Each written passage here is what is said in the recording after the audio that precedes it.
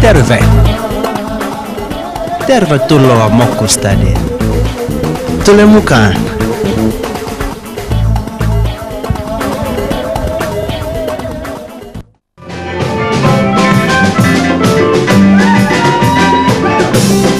Vieraskulttuuri on rikastunut monien ihmisten elämää Helsingissä. Monet nuoret ja aikuiset on saanut mahdollisuuden nauttia uudesta kulttuurista musiikin kautta. Haluan esitellä bändi nimittäin Afrobeat, joka soittaa sokosrytmiä, eli kongolaista rumbaa.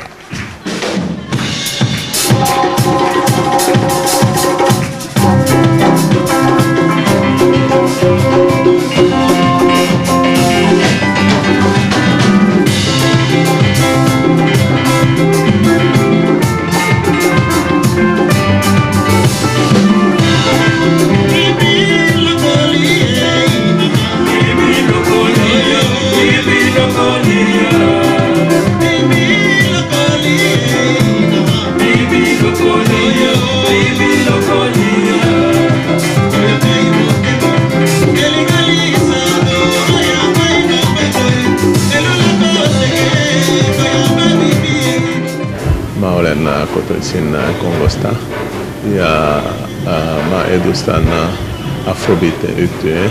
Olen yhtyeen puheenjohtajana, toimin puheenjohtajana ja perustajana. Bändin jäsenet ovat Didier, Bossanja, Roger Mayunga, Reno, Antti, jotka ovat kotoisin Suomesta.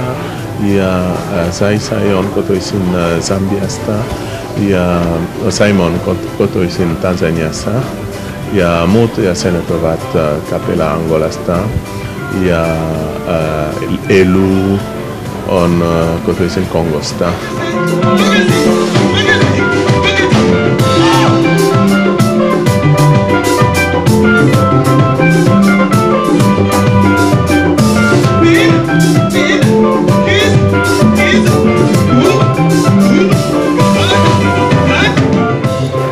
Tällä hetkellä me soitamme sekä sairaalasta, eikä se tarkoittaa rumbaa ja sokosta ja vähän reggaeta ja hip-hop.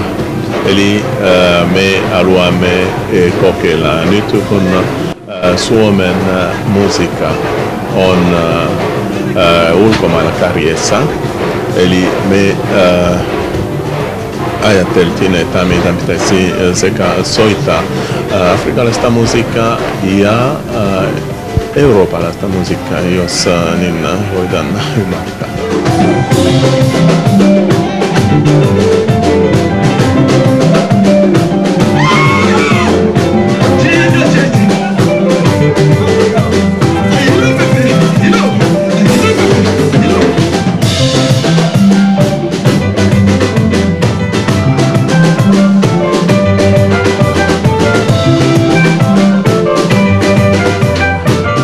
On ollut hankaluuksia perustaa bändi, koska meillä oli vähän instrumentteja ja meillä ei ollut mitään kokemusta. Nyt kun bändi on toiminut noin 5 vuotta, meillä on olemme soittaneet aika paljon ja meidän kesken ei ole mitään ongelmaa sillä tarkoituksena, että me keskustellaan englanniksi, koska muut